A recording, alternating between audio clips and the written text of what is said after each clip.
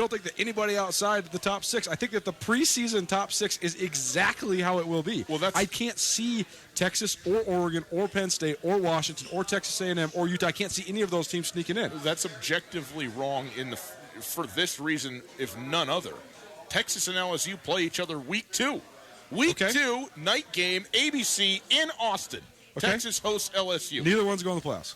If Texas wins the game, they're going to be in the top 4. But then they're going to lose to Oklahoma, so it'll just be the exact same playoff as it was a year ago. How many teams have actually even made the playoff since we started the playoff? Total. 7? How many years has it been going? 4? 4? Yeah, I think 8 or 9. I mean, has there been any outlier team? Oregon made it once, Washington made it once. Those are the only outlier teams. It's been Clemson, Alabama, Georgia, and Ohio State. I mean, it's a little or bit, Oklahoma. It's Those a little 5. bit of a stuffed ballot because it has been Clemson and Alabama every single year. Totally, but So, it's also been Oklahoma only, multiple years. It's been Ohio State multiple years, and now it's been Georgia for multiple years. But the preseason top 5 is exactly the same teams that have been in contention for the playoffs for the last 3 years. The only teams that are in contention for the playoffs. No, they're not the only teams in the contention. They're not. They just aren't. I mean, it's just wrong. Okay, but no one's going to beat those teams. That's how stacked they are. You don't know that. The last 3 years has shown me, though, it's more likely than not that no one's going to beat those teams. More likely than not, and no chance are vastly different. Totally. I just find it incredibly frustrating that when you look at this list, the schools that spend the most money are the schools that are in the playoff hunt. The only 2 real outliers are Texas and Penn State. And Florida. Florida's right got there. a lot of money, and Sure. they haven't been in. So look, Notre Dame was in there. Whether or not they should have been or whatever is an open conversation. The point is, the reason that there's not that many teams going to the playoffs is because there's not that many teams going to the playoff. There's only 4, and half of them are spoken for. Totally. You're right, in Clemson and Bama. Totally. I guess my mind is just skewed by the fact that we cover a level of football where 24 teams make the playoffs. Right. There is a real possibility that you're the 24th out of 24 seed and you can straight get hot and win the national championship. Ask the Richmond Spiders in 2008. They were a 7-4 team. They got red hot and they won 2 road games and then beat the number 1 team in the country, undefeated Montana, soundly in the 2008 championship, because that can happen when you have a real playoff. Like, I'm looking at Washington State. I would love to think that was a great story. Gage Gubrud coming in as a grad transfer, taking over for Gardner Minshew. Can they capitalize on the momentum they had from last year? But what is the momentum from last year? They lose the Apple Cup, and then they're just in the Alamo Bowl. I don't care about the Alamo Bowl. Maybe I'm in the minority, but I just don't care. If you're not winning the ultimate prize, I don't care about the other prizes. But first of all, there hasn't been an ultimate prize in college football ever until about 4 years ago. And if you want to talk about the BCS or whatever, I mean, that's fine. But this is not a sport that has had an ultimate prize, which has been one of the great knocks against it. And if you want to knock it for that, then go ahead, because I'm on board with you on this. But then saying, well, because, you're not playing for a national championship, therefore you don't matter, I don't agree with that. Let's take the University of Utah. Okay. Kyle Whittingham's done a great job. Utah plays at BYU like week 2. Going to have an early schedule for the goalie war, huh? Yeah, talk about. Let's go. Wow, that's an amazing game. Yeah. Kyle Whittingham, Utah. This is such a tangent, but there was a Utah player that was doing an interview. I can't remember who it was, but he was on national radio. It was at Pac-12 Media Days. And they asked him. They said, "What's it like playing at BYU?" He said, "It is a bizarre experience to get booed by 75,000 sober people." That's exactly right. It was such a good line. But Utah, 15th in the nation preseason. 15th in the nation preseason. They fly around on defense. They got a great system. They got a great culture. They have built it in the modern day style. I mean, they're running the sort of odd man front, get as many athletes on the field, play like buck linebackers and Sam linebackers and these guys all over the place, rovers. They're doing that better than anybody. They're doing that better than anybody in the country. There's no scenario you can tell me that Utah's going to make it to the playoffs or win the national championship. And I think that they could be great. They could have one of their best seasons in program history. They could be a 10-2 team that could play in the Pac-12 championship game. They're not going to be in the playoffs. You're 100% right. And that is what bothers me about this level of football, is that I would love if Utah could get into a 16-team playoff and see how they could play their way in. But then what's flawed? This is the playoff system. Right, but it's not that Utah is irrelevant. I know, but it just makes the games seem less relevant to me. And I can appreciate that, because none of these teams are, quote, your team. And so when you're talking about this, like, what do I care when Utah plays Arizona State week 8 and they're already a one-loss team and they got no chance of being in the national conversation? it loses luster for that reason. Where exactly, and where's the line?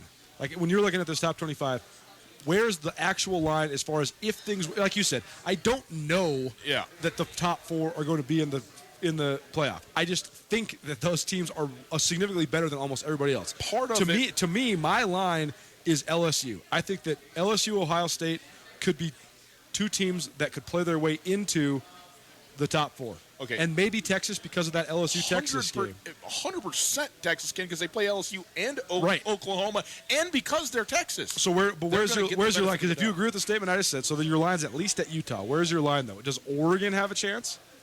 Does Washington have a chance? I think the Pac-12 is kind of outside looking in unless somebody runs the table. So Oregon and Washington don't have a chance. Texas A&M, probably not. No. Right? Right. So then you're talking about Texas. So your line's at Texas. So you got 10 teams playing for a 4-person tournament. I mean, that's a lot of teams. I don't think I would put. I mean, it maybe is a lot Florida. Of teams, but I it's probably also, wouldn't put Florida in there. I don't know if I'd even put Notre Dame in there. But you So could there you go. You got 8 teams playing for a 14 playoff. Okay, but that's fine. But that's the issue with the playoff. It's not the issue with these teams or even with the games that are going on. I mean, you were interested in FBS college football, or maybe you weren't. I don't know. Before the playoff existed, right? I mean, it was interesting. You'd still watch it. There were still these big games. It's the pageantry. It's the teams. All of these fans. Covered in red or orange or whatever the heck it is, going out there and drinking whatever juice they got that's on the whole thing and running their mascot out there. That's what college football is about. And the fact that the system is flawed isn't an indictment on Iowa. It's not an indictment on Syracuse. And by the way, nobody's supposed to love all of these teams. I get it, but so when Wisconsin is playing Iowa, I don't know if they play this year because the Big Ten has an unbalanced schedule. But let's say, for example, when Wisconsin, I think they do because they're on the same. Okay, they're in the same so Wisconsin plays Iowa. Yeah, 18 versus 19, a top 20 matchup. Yeah, 2 storied programs, great lineages, great tradition, everything. That game means nothing. No, but it doesn't mean nothing. I mean, it just doesn't. It can't be you are playing with a chance to go to the 4-team playoff or it's 0. I just don't think that playing in the Capital One Bowl is that cool. You think that because Michigan, you think that when Iowa and Wisconsin are playing, that there's not something on the line like a New Year's Six Bowl, which is like a $14 million payday to the institution just for being in it? Right. I mean, that's significant. But we talk about the NBA all the time. Who remembers the teams that lose in the Eastern Conference semifinals? Who remembers the teams that lose in the finals? Exactly. So why do I care about anybody that loses at any bowl game besides the national championship? If you want to just be a front runner and just take one team and go, yep, give me Alabama and Clemson. Those are the only teams that I'm watching all season long because I only care about the teams that are the best. That's fine. Don't you find it boring? I don't really start paying attention to baseball now in my old age until September because I think the rest of it's just sort of irrelevant. No, I've gotten to the point with FBS college football that I don't care until it's championship weekend. Caring can take a myriad of forms, right? There's just no drama, I guess is the point I'm trying to make. The drama is the game. I know, but like who is going to play their way out of the SEC so the SEC championship game is not Bama, Georgia? Let me ask you this. Have you ever watched a game between 2 teams that, quote, didn't matter, that you ended up getting enthralled in because of what was... How about Texas A&M LSU last year? 7 overtimes going until whatever the wee hours were on some back channel on like the Pac-12 or SEC network or whatever it was till 2 in the morning because they're both already out. They both lost multiple games. And it was the greatest game. It was the big game of the year, right? So you never know when a game is going to unfold in that respect. The other thing is... I've just reached to the point where what is the ultimate meaning of this game? Playing it. Right, but like that LSU Texas A&M game, they went 7 overtimes. Yeah, had all these stats, all these touchdowns, all these other things. It didn't actually mean anything. Well, sure it did. I don't even remember who won. Doesn't matter. But what matters to them is one of those teams ended up in a better bowl than the other team. It's probably the team that won that game. Ended up with more money and all of that. But the other thing is, let me give you another example. Virginia Tech. Virginia Tech have a chance at going to the national championship? No, absolutely not. Nope. What's better than watching Virginia Tech play at home? Nothing. Metallica starts playing. They enter the stadium, enter Sam. Everybody's jumping up and down. The lunch pails are rattling around. It's the greatest thing in the world. It's the greatest thing in the world. It's unbelievable. And so, because they're going to be a 4-loss team, now I can't sit here and care about Virginia Tech and be interested in 90,000 insane Hokie fans out there in the middle of Virginia? I mean, I guess I've just become so cynical that I just don't care about any of it. Okay. Well, then this is on you then. It is on me, 100%. I'm trying to get therapy here. I'm trying to have you tell me why I don't care anymore. I can't help you. I don't understand how you could have cared ever before if you don't here's care the thing. now. Here's the thing. I'm the only person on planet Earth, I think, that thought that the original pre-BCS, pre-playoff was the right way to go. Because then everything matters, because if you win the Big Ten or you win the Pac-12, you play in the Rose Bowl, period. So therefore, you can stub your toe. Every Big Ten game then actually does matter because you're playing for the ultimate prize of going to the Rose Bowl. You're playing in the Pac-12, you're playing for the ultimate prize of going to the Rose Bowl. And then if you beat a quality team from the other league in the Rose Bowl, you have a chance to be voted as the national champion. It makes all the games way more relevant to me. That you're lost. You're lost. You are just a lost cause. I mean, how the Rose Bowl is still the exact same game, with the exception that it rotates now through every third year as one of the two, playoff games or whatever. But it's still the winner of the Pac-12 against the winner of the Big Ten, unless one of those teams or two ends up being in the national championship. But it's the best of those two leagues. You're still playing for that very same game. You just no longer have a chance, unless it's part of the playoff, to be a national champion. But what's better than being voted the national champion when there's two undefeated teams? What's that? Okay, but I guess here's my point. We've put way too much stock in winning bowl games that are like the Cotton Bowl's a pretty prestigious bowl, right? Sure. Right. It's not a New Year's Six, but it's better than all the other bowls, basically, right? Yeah. Is it not? It might actually be a New Year's Six. I'm trying to remember because it's. Can we name them? Let's do it. Fiesta Bowl, Rose Bowl, Sugar Bowl, Peach Bowl, Gator Bowl. No, I think the Citrus Bowl. Maybe. Citrus Bowl. And I think do we say the Cotton Bowl. Do we say the Fiesta Bowl? Yeah. What about the Rose Bowl? We didn't say the Rose Bowl. Try it again. Rose Bowl. Yeah. Fiesta Bowl. Yeah. Orange Bowl. Yeah. Sugar Bowl. Yeah. Those are the 4 BCS bowls. Orange. Rose.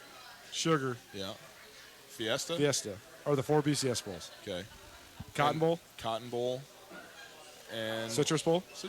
Or the Peach Bowl. No, there's. Oh yeah, maybe it's the Peach Bowl. I think it's the Peach. See, but this is what I'm talking about. But who cares if you win the Peach not Bowl? 4 of them. There's 6 of them. Okay, that's what I'm saying though.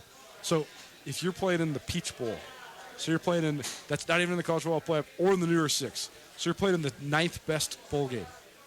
Why do I care? You're winning a game to be ranked number 11 in the country in the final poll. Great. But Coulter, that's the point. You don't need to care about that. But if it was Penn State playing in the Peach Bowl or in some non-New, you would be interested in it. I will not watch Penn State in a bowl game unless they're playing in the Rose Bowl. Oh. I don't ever remember watching Penn State in bowl games besides maybe the Capital One Bowl, which used to be the number 2 Big Ten Bowl, they played, or the Rose Bowl. Didn't they? Michigan played Florida in that thing last year. That was crazy. Let's go back to Texas just quickly. Stu Tell Nuanez 102.9 ESPN Radio. By the way, we're at Paradise Falls. You can come down, hang out, join the conversation. Come see us. The sun's breaking through. You can sit out on the deck. Look at this and place. You can put your name in the box to win yourself a pair of tickets to the Grizzly Oregon Duck football game. The Texas Longhorns. You ready? Here we go. Here's the schedule. Tell me wins and losses. Okay. At Louisiana Tech. Win. At home versus LSU. Great game. Loss. Now, but tell me this. Is that not an unbelievable game? It is. Under the lights in Austin, week 2 against LSU. Yep. It'll be Tuesday by the time I know what the score was. The loser of that game probably out of the national, quote-unquote, national championship playoff hunt. You tell me it's not irrelevant. It's great. I'm into it. Okay. At Rice. Win. At versus Oklahoma State. Win. At West Virginia. Win. Versus, at home now, Red River Shootout, Oklahoma. Loss. Versus Kansas. Win. At TCU. Loss. Let me just check my rankings just quickly. Unranked TCU. Okay, loss. Versus Kansas State. Win. Craig Bull? No. Chris Kleiman. Chris Kleiman. Yes, there we go. At number 24, Iowa State. Win. At Baylor. Win. Versus Texas Tech. Win. 9-3. Cotton Bowl. That's right. They might go 10-2. Holy cow. Might get into the Peach Bowl. It's going to be a great year. Can't wait. Let's talk briefly here to finish out this first segment about Sports Illustrated and the cover and the having Justin Herbert as 1/4 of the regional Sports Illustrated cover. You got it here right in your hot little hand. But you're looking at this and you're thinking about Montana going there to play Oregon and the path of Justin Herbert to Oregon and to the cover of Sports Illustrated and all that. And just what strikes you? Like, what do you said we got to talk about this. I want to hear your thoughts. Well, I think that there's an underlying story here that maybe is lost on some Grizz fans. There's way more of a deep connection in this specific matchup with Oregon to Montana because of one thing. Justin Herbert's dad, Mark, ran track at Montana. He's a Grizz. Justin Herbert's oldest brother, Mitchell, went to Montana State, which was a point of contention in their family for a moment in time. But then Mark became a reluctant Bobcat fan. I interviewed Mark on Cat Grizz two different times, just to kind of be like, hey, what's this like? You got your son who's a captain and a 4-year starter, and you're playing against your alma mater. What's it like? Well, I think it's interesting that Justin Herbert, he's getting in his senior year as a guy who's being touted as a potential top 10 pick and maybe even the number 1 overall pick, he is going to get a chance to play against his dad's alma mater. That's kind of cool. Yeah. But then you also look at the path Justin Herbert had. Justin Herbert now, he has shown such great accuracy. He has so many snaps under his belt because he got thrust into action so early on. And, he's this big, strong guy who looks the part. But people forget that Justin Herbert did not have an FBS offer until a month before signing day. Justin Herbert was going to go to Montana State. He was going to go play with his brother. And who knows what happens. Talk about all the dominoes that can fall. Who knows what happens on Montana State? Rob Ash might be the coach at Montana State still. How good would Justin Herbert be right now in the FCS? He would be pretty dang good. Yeah. Especially in Tim Cramsey's offense, if that was, if Rob Ash was still around. Who knows? But then Oregon comes in late. They offer him, because he goes to Sheldon High School, which is in Eugene. So they're from Eugene, so they get the local kid, and he's blossomed, and the rest is history. But I do think that there's some ties to the state of Montana that are pretty cool, and I think it's going to be an interesting matchup because I think that most of the time when the guy who's on the cover of Sports Illustrated is playing an FCS school, I don't think that matters a lick to him. But I think this is going to matter a little bit to Justin Herbert, and stay tuned. We'll try to get Justin Herbert on the show because I think it'd be good because he does have some Montana ties. It's Tutel Nuanez, 102.9 ESPN Radio. It's a quick break. We'll come back. We'll hear from Montana head coach Bobby Hauck, and we will pull tickets. We'll pull a name out, 4 tickets to go to the Grizzly-Oregon Duck football game on September 14th. We're down here at Paradise Falls. You still got time. If you're driving around over on the south end of town near the intersection of Brooks and Reserve, stop in, say hi, grab some swag, put your name in the box. See, maybe you might be the winner to get tickets to the Grizzly Duck football game on September 14th. Quick break. Back with Bobby Hauck right after this. Most of my family, they never graduated high school, so I'm trying to break that barrier. My daughter, Brooklyn, was also a motivation for me to go back to school. Every day after work, went straight to school, and it paid off. At age 26, Kareem finished his high school diploma. I could not have done it alone. I see the future is really bright for me. No one gets a diploma alone. If you're thinking of finishing your high school diploma, you have help. Find free adult education class near you at finishyourdiploma.org. Brought to you by the Dollar General Literacy Foundation and the Ad Council.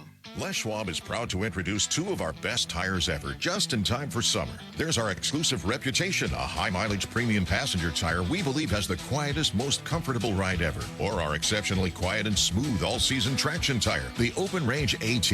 Get up to $150 instant rebate on 4 backcountry MT or AT tires or $50 on 4 road control passenger tires. Les Schwab Tires. Doing the right thing matters. Cannot be combined with other offers. Limited time. Terms and conditions apply. Details at leschwab.com. On Russell, across from the fairgrounds. This is Mike Nugent with Berkshire Hathaway Home Services. Berkshire Hathaway provides Western Montana with full-time real estate professionals for you whenever you need us. Our reputation as the state's most knowledgeable and available real estate group has helped build unmatched trust in the Garden City and statewide. If you have been thinking of making a real estate move in the short or long term, give me a call. No pressure, no expectations. Just professional opinions and service at whatever pace you are comfortable with. Give me, Mike Nugent, a call today, 531-1802. And remember, every question is good to ask. Florence Coffee Company believes in bringing you the best this summer with real fruit puree and our cool and refreshing drinks, like a Bellini soda made with real fruit puree and soda water, or a matcha bliss smoothie with the intensity of matcha green tea blended with a variety of fruit flavors like strawberry, mixed berry, peach, mango, or banana.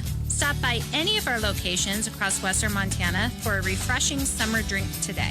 Florence Coffee Company.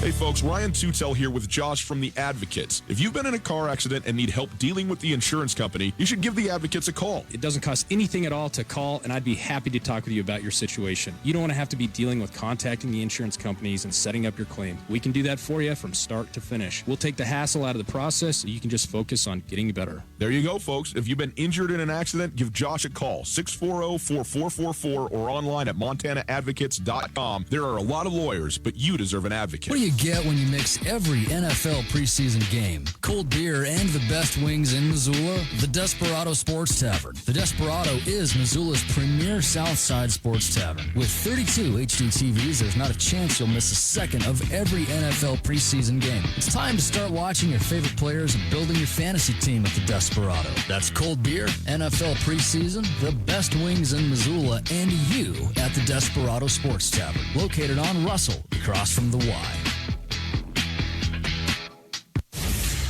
ESPN Missoula Sports Center. Good afternoon, Ryan Tutel, Colton Nuanez, ESPN Sports Center. The Montana State Bobcats struck most recently in the in-state football recruiting battle, landing a legacy player from Billings West. Connor Ryan, the son of former MSU running back Cy Ryan, gave his verbal commitment to the Bobcats earlier this week.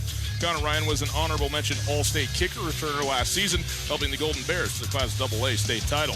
6'1", 195-pounder is slated to play safety at Montana State. Ryan is the 13th known verbal commitment to Montana State head coach Jeff Choate and the Cats. That's a lot.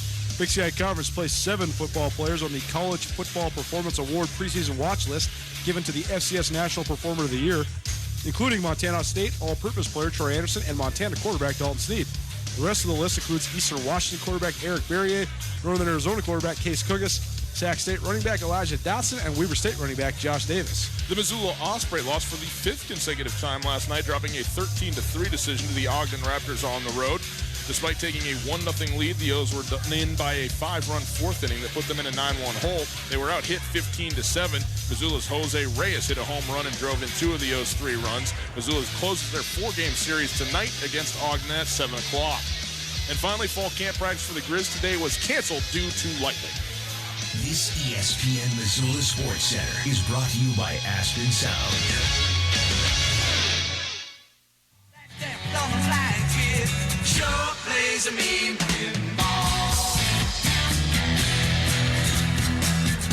Now, is this the Steve Miller Band? He stands like a statue. Yeah, you told me yesterday you're the tunes guy. This is not the Steve Miller Band. Okay. Sounds somewhat like the Steve Miller Band. They're playing out there at the Big Sky Amphitheater here in a minute.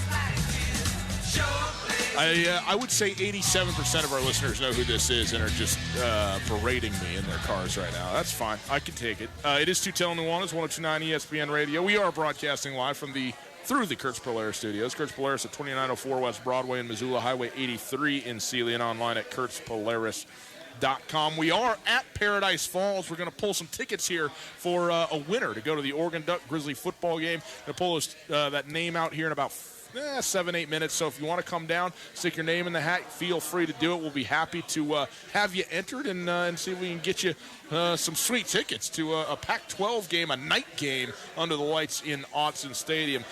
Coulter, we mentioned in the newscast there that the practice the Grizz had today was canceled due to lightning. It came through. It's been booming around here, man. The weekend weather that came through, and now, not much lightning and thunder usually in across western Montana, but we're getting it a little bit right now. So practice was canceled, but you did get a chance to go down there and talk to Bobby Hauck. So let's play this sound for you from Coach Hauck. Just a couple of minutes, couple of questions and answers, and then we will react to that and talk about where Montana is at. Here you go, head coach from this afternoon of the University of Montana football team, Bobby Hauck.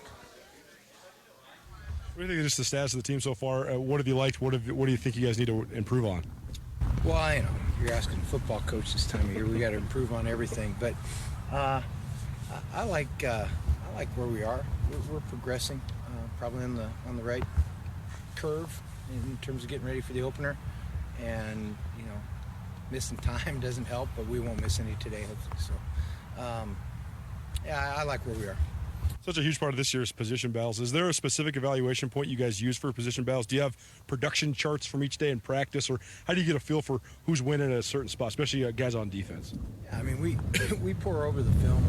Every play in practice is filmed. And we pour over that at night and in the mornings as a staff, and the depth changes daily.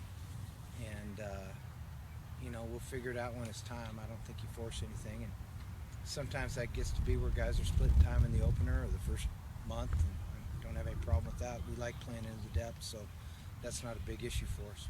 On that line, on the running back spot, I know you said that's a wide open position. Is it wide open meaning you don't know which one of 6 is going to be that spot, or is it between a couple guys now? I think the older guys are probably ahead, but Nick Osmo's pushing there, so we'll see. Those guys, again, they'll get to play live some on Saturday, so that'll be an indicator on the young guys. At least we kind of know what the older guys, we've seen them play live. When you say older guys, does that include both Marcus and Garrett Graves, just because they're not freshmen? I wouldn't include Garrett in that just yet, but Marcus and Adam Eastwood are probably the 2 most veteran guys, yeah. I want to ask you about Mitch Roberts. Seems like he's a guy that's really gravitated towards everything you want this program to be about.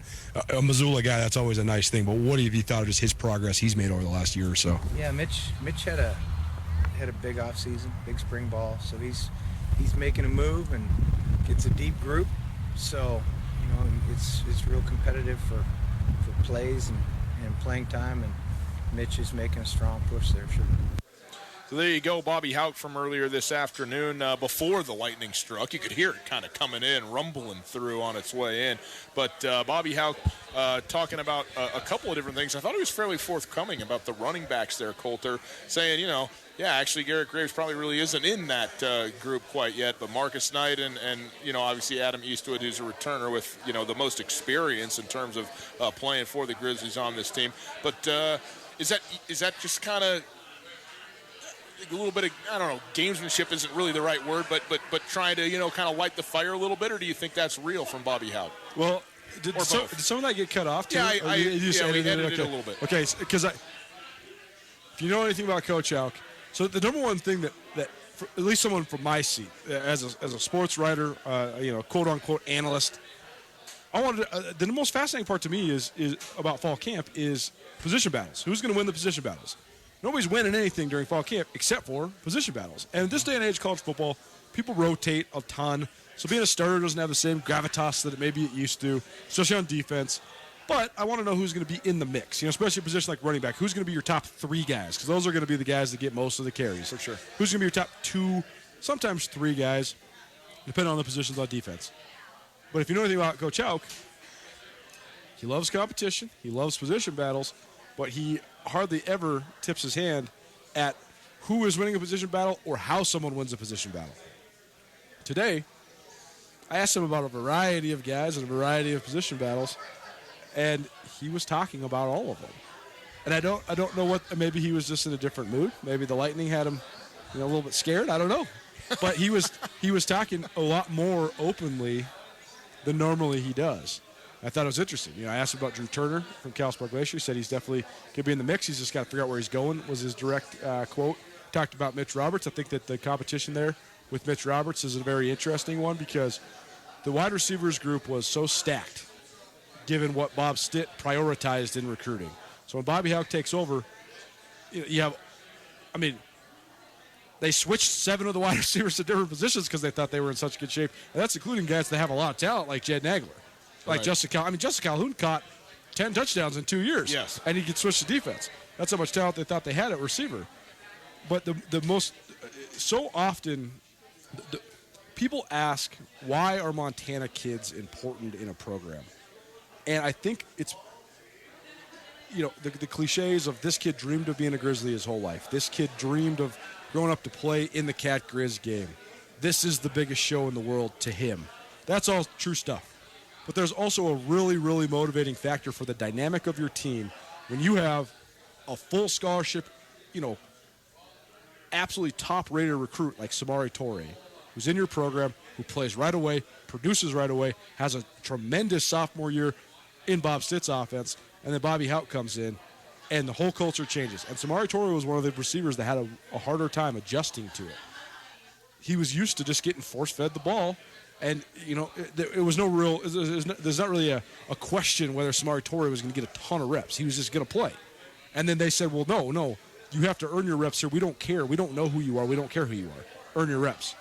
And the coaching style of Brett Pease and Tim Rosenbaugh, they're hard on those guys. And Torre, he didn't hit the ground running. Keenan Curran went through a similar thing. Keenan Curran was a guy that, even though he's a team captain, he wasn't technically in the starting lineup at the beginning of last year. He had to fight his way back in, and by the end of the year he did. But those guys were not getting nearly the amount of balls that they were in Bob Stitt's offense, both because of just the dynamic of the offense, but also just because of the playing time earned. But when you have a guy like Mitch Roberts who comes in and he buys into the program unabashedly and he loves the coaching style that he's seeing from Coach Houck and he's reacting well to it, and he's a half scholarship guy who played quarterback in high school who's a developmental guy. And when he comes in and he buys in fully and he goes to work, and then all of a sudden he starts to blossom athletically, and now you got this kid from small town Montana who's playing over Samori Torre, who's stealing reps from Sammy Akem in practice. Well, now these guys are like, well, who's this guy? But also, I'm Sammy Akem. I'm Samori Torre. I got to beat out, the redshirt freshman quarterback from Missoula. Like, we have to beat out this guy. So it just festers this internal competition. I think it's so good for the team. But the other guys I asked Coach Houck about, I asked him about Cole Grossman, which I thought was an interesting analysis. Grossman's a guy who was recruited as a receiver, and now he's playing outside linebacker / rush end.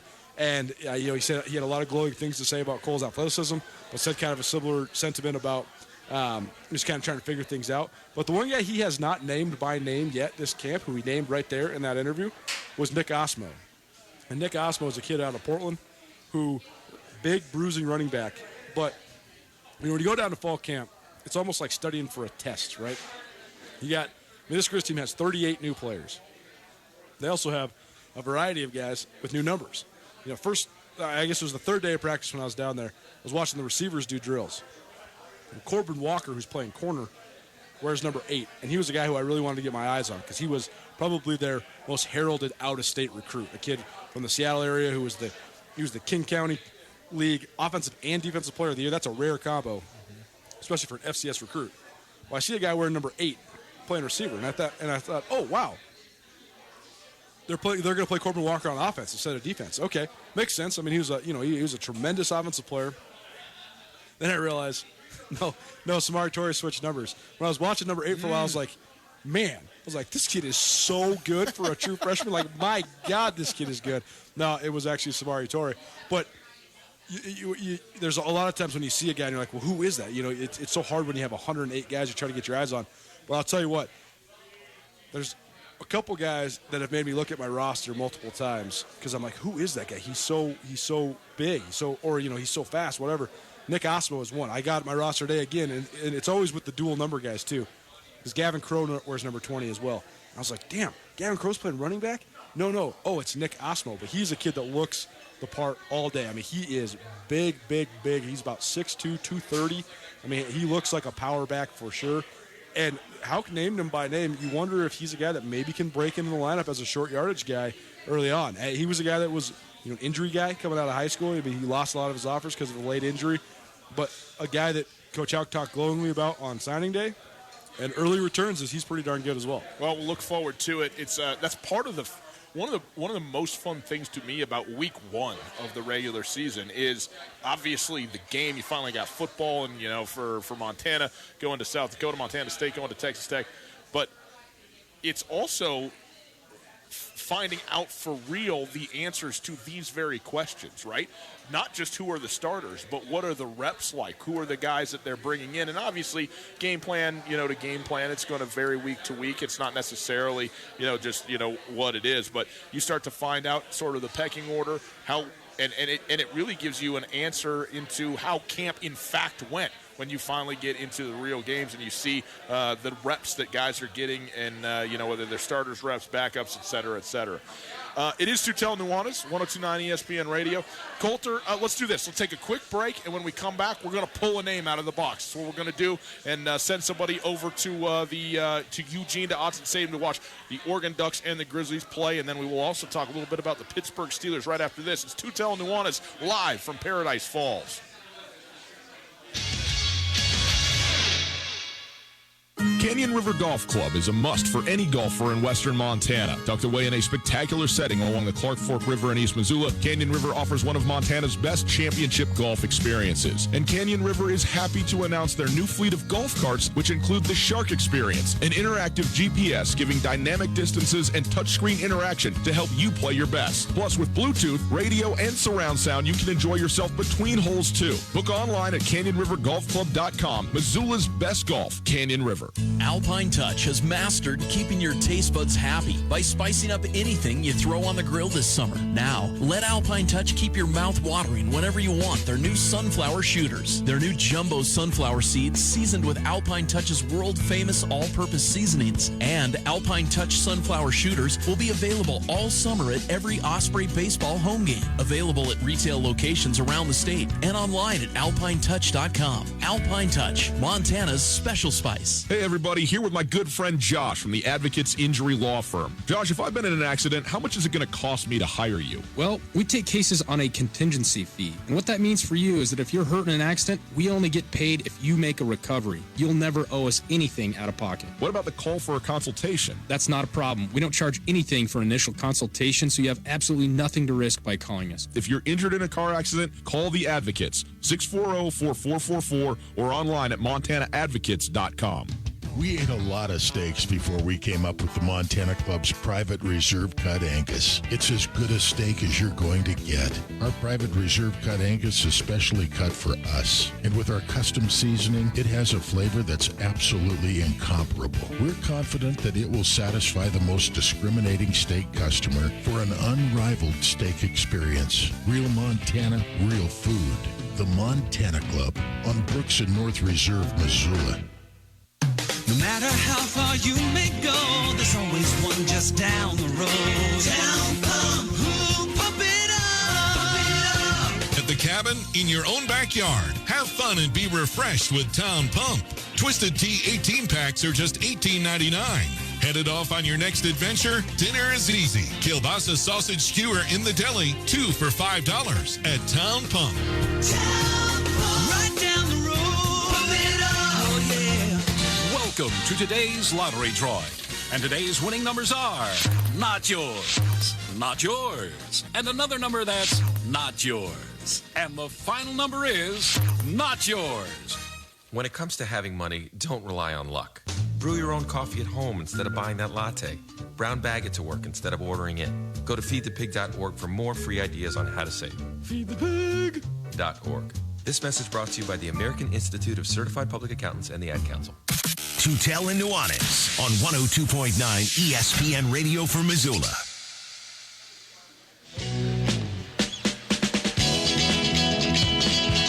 Maybe that's the Steve Miller Band. I think I'm right on this.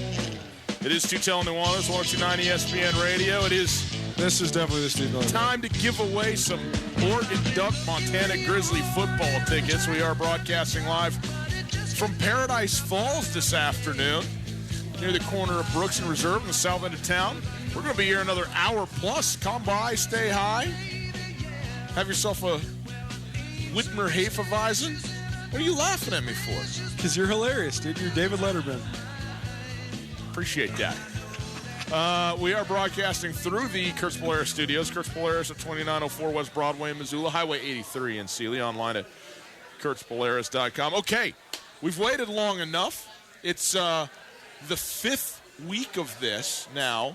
We've got 4 ticket winners. We're about to have a 5th. Let's bring our buddy Mike over here, Mike Nugent, to pick a name out of this here box. We'll raise it up. All right, here. Okay, Colton, you hold it. All right, Mike. This is very important stuff that you're doing here. This is going to be classic if Mike pulls his own name here. I can attest to the honesty with which. That's not Mike. If you heard the swearing in the background, you know that it wasn't Mike. What's the name okay? So on this that? is Michelle Arnold. Okay, she is from Butte, Montana. Wow. So if she is here, I don't know. We'll see. Well, we'll give Michelle a call, and if by chance she is in attendance here at Paradise Falls, or she can make her way down here before the end of the show, she's the winner. And if not, we might have to just draw one more time. We'll see. We'll see how it goes. But congratulations to Michelle on that. It's always nice. You throw a Butte person into the mix, Coulter. It can really ignite the party, shall I say, on your way over there to Austin Stadium. No doubt about it. No doubt. Very good. Coulter, we've been highlighting teams around the NFL this week, and as we count down tonight, by the way, kicking off here in just about 10 minutes, week 2 of the NFL is this live? preseason. I don't think this is live. It might be live, actually. It's funny because there's a couple of these West Coast teams that have like a substantial amount of FCS guys now. I mean, the Rams have 5 players from Eastern Washington right now. Right. I mean, who knows if Simba Webster is going to make the team? But Samson Ebukam and Cooper Kupp and Aaron Neary, they are on the 53. They have been on the 53, and now Simba Webster and Kentner Kupp, Cooper Kupp's little brother, fighting for spots there in Los Angeles. But I mean, that's kind of fun to. I mean, 5 guys from one school, let alone FCS guys, and then San Francisco 49ers. They previously had Brock Coyle from the Montana Grizzlies, but they also have Kendrick Bourne from Eastern Washington. They have Mike Person, who's a Glendive native from Montana State. Mm-hmm. I mean, they have multiple FC. I mean, J.P. Flynn has been on and off with the 49ers as well for Montana State. So there's definitely a good FCS contingent among the NFC West teams. Yeah, so games, by the way, about to kick off here. Philadelphia and Jacksonville. Buffalo. Oh, no, that's tonight's Philadelphia, Jacksonville. And then at 5:30, the Jets and Falcons, Cincinnati, Washington, Green Bay at Baltimore. And then at 6 o'clock, this is on ESPN television, Oakland and Arizona. Looking forward to that. Watch the Hard Knocks Oakland Raiders and the first overall pick in Kyler Murray. I don't know if Kyler Murray is going to play. The trend has been a lot of guys sitting. He did get 1 series in the first game. We'll see if he plays tonight. Bunch of games tonight, tomorrow, and then Saturday, a couple on Sunday, 1 on Monday. So all weekend long with the NFL preseason week 2. But we wanted to highlight, Coulter, one of the teams that's got the biggest following nationally. Certainly it's also true here in the state of Montana. A lot of Pittsburgh Steelers fans around the state of Montana, around everywhere that you go. And so we thought we'd take a look on this day at the Pittsburgh Steelers a little bit.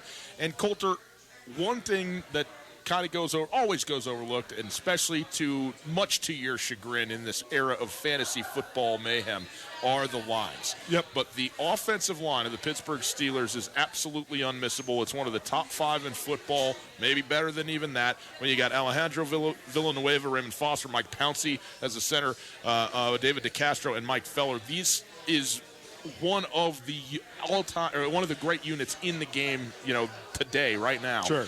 And that maybe it shouldn't come as any surprise, because all of a sudden Le'Veon Bell no-shows last year. Well, hello, James Conner, and who just goes for, 1,500 yards from scrimmage between rushing and receiving, and I don't know how many touchdowns, was an absolute, stud last year. Yep. And James Conner, what a great story, right? From Unbelievable. Pitt, kid who had cancer, and Unbelievable just truly amazing. And now he's out here, and he made Le'Veon Bell expendable for the Pittsburgh Steelers, which is no small task. Now, he's a guy, we talked about Philip Lindsay when we talked about Denver yesterday. I have more belief in James Conner than I do in Philip Lindsay, but I still would I'm interested to see what he's going to do in year 2. Anytime a guy comes out of the blue and has a year like he had, now all of a sudden, like we talked about, the game plan starts getting a little bit tougher. It gets a little more dialed to you. The good thing for him is he got some other you talk about Juju Smith-Schuster, who's also, a top-flight wide receiver, people expecting him to be this season, as well as, Vance McDonald will see, and James Washington, who Pittsburgh needs to emerge. Whether he will or not, I don't know, but in his second year, a guy who's got a lot of talent. But there are options other than James Conner in Pittsburgh, to be sure, but I'm interested to see what he does, but it starts up front and obviously with number 7. Yeah, no doubt. And Roethlisberger's getting towards the back end of his career, certainly, but he can still slang it. And first of all, I'll start with James Conner. If you watch James Conner play in college, James Conner was a first-round running back. James Conner just has a story as a late-round draft pick because I think a lot of teams were really hesitant to draft a guy who'd gone through the health issues. And then, now, why were you watching Pitt play football? Because they are for sure irrelevant. Well, I watch Pitt Penn State all day. Okay. Plus, you give me that story. Tell me this kid had cancer. Now he's playing. This kid was straight out of chemotherapy. Yes. And I think he had like 250 yards rushing like 3 games after just having cancer. There's not really a story comparable to that in college football or in the NFL. So you talk about tough. He's obviously tough, but he's also, he's not one of these. Philip Lindsay's an underdog. He's small and, he's an undrafted guy from a nondescript school. Whereas, James Conner was, a straight-up All-American. James Conner is a prototype NFL running back. I love James Conner. I think he's going to be good again. But, I think the other key addition for the Steelers could be Dante Moncrief because he gives them an element of speed to match Juju Smith-Schuster. Now, Moncrief is really fast, and Juju Smith-Schuster might be the fastest receiver in the league, one of at least. So now you have 2 of the fastest guys in the league. And they already had that with Antonio Brown, but now they don't lose at least a speed element. Dante Moncrief's not going to produce like Antonio Brown. But my number one factor for the Steelers is the exact same factor I have for the Packers. These are 2 franchises that were the model franchises in the NFL. They were, without a doubt, the most stable, least dysfunctional franchises. Then they both became among, if not the most dysfunctional franchises. Isn't it interesting? The Steelers, the Packers, the Giants. The Giants, right. Those are the 3 pillars. Are the pictures of stability 100%. For years and years and years. 100%. And now, no. 100%. Yeah. The Giants have gone through it because of ownership dying. Mm-hmm. And the Steelers, I just think that, part of it I think is just a microcosm of society and the fact that it doesn't matter how strong your culture is, sometimes you can't avoid prima donnas. But I love Antonio Brown. I stand on the table for Antonio Brown all the time. That said, it was over for him in Pittsburgh. Yeah. It was over for him. I just wonder, just like I always tell you with the Packers, Aaron Rodgers, I criticized him so hard last year for all his despondent, bad body language on the sidelines and all that. But now that it's all, some of this other stuff has come to light, now I wonder if Aaron Rodgers was really just doing all of that. He was really just throwing a temper tantrum because he really just hated Mike McCarthy that much. And I think it's a real possibility. I really think that they reached a point where the marriage was so dysfunctional that it was becoming toxic for every other person around them. And Mike Tomlin, I love. I think he's one of the great coaches in the NFL. He's never had a losing record in his entire tenure with the Steelers. I think that his demeanor and the way he is, I think if you were to meld X's and O's and just persona, he's the ultimate mix of those. Belichick's got all the X's and O's and he's the greatest GM, but he's a weirdo, right? And there's a lot of guys like that. And there's also guys that are excellent. Who's your boy from Indianapolis? Frank Reich. He's a great locker room guy. He's an impassioned coach. Bruce Arians, great personality. And not to say those guys are bad X's and O's, but I think Mike Tomlin's the perfect mix of those 2 factors. But I just wonder if there's no Le'Veon Bell drama for the first time in 3 years. There's no Antonio Brown drama. When you have those 2 guys, their drama is almost bigger than the entire culture of the team because in a perfect world, you would say, nothing's bigger than the culture of our team. We're not going to play you. You have to play Antonio Brown. It doesn't matter what Antonio Brown does. No matter how he acts, you have to play him. Yes. So now you don't have this guy disrupting what you want the makeup of your football team to be around. So I think they could take a jump on offense, even though they lost the best receiver in the NFL. And you look on defense, I thought that the Ryan Shazier injury was one of the most impactful injuries, both from a psychological perspective, but also just from a team dynamic, because he was the heart and soul of their defense, and they had a really hard time replacing him. But I do think that I wonder if Le'Veon Bell and Antonio Brown aren't still just doing their thing if Ryan Shazier is there. Such a good point, man. It's such a good point. But then, we talked about some of the players on the Broncos that are guys that have talent. They haven't yet proved it. We talked about that yesterday. Well, the Steelers have drafted some, in my mind, really, really intriguing guys the last couple of years defensively. I think Devin Bush is talent-wise, being big, fast, and strong. I mean, there's no one like him really besides the other kid the kid from LSU that got drafted by the Bucs. I mean, those two guys had two of the best combines in the history of the combine. I mean, for linebackers, they were out of this world. Yeah. Good. But then you look at Terrell Edmonds, the kid out of Virginia Tech, whose twin brother plays for the Bills. I mean, that guy is a freak. He's a savage. And so going into his second year, what sort of production can he have too? And then I think that Cameron Hayward is one of the most underrated players in the entire league. I think that he is, if J.J. Watt's healthy, he's the best 3-4-5 tech, the best 3-4 strong end. Cameron Hayward's the best besides J.J. Watt. He's unbelievably good. So, I don't know. I was kind of up and down on the Steelers, but I've been really thinking about them in the scope of the NFL. And I think the fact that they rid themselves of a lot of their drama, just that alone could help them be 1 or 2 or 3 wins better. And if that's the case, they're in the playoffs. It'll be interesting, too, because the conversation has always been, is it going to be Pittsburgh or is it going to be Baltimore in the AFC North?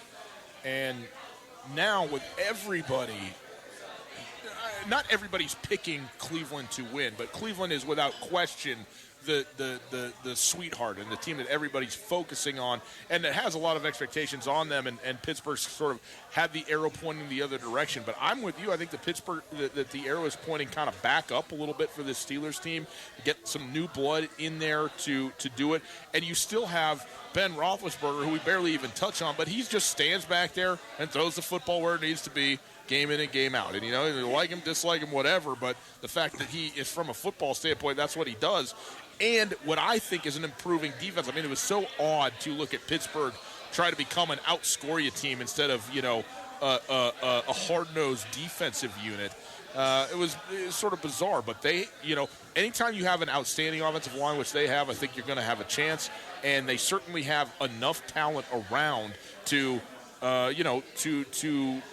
win their division. I mean, without question. And so that's an open possibility. I think this is going to be, I think the AFC North is going to be one of the most intriguing divisions, certainly intriguing, one of the most competitive divisions, because I still love Baltimore at a lot of levels. Sure. And I can see Baltimore finishing third easily in this division. So it's going to be, those divisional matchups are going to be absolutely paramount to how the result goes here, because I think these teams are going to go I think they're going to be very even. I think they're going to all win 65% of their non-conference games, or their non-division games, excuse me. And so now what happens when you play each other, and, road victories in division are going to tell the story of who comes out of the AFC North and punches their ticket to the postseason.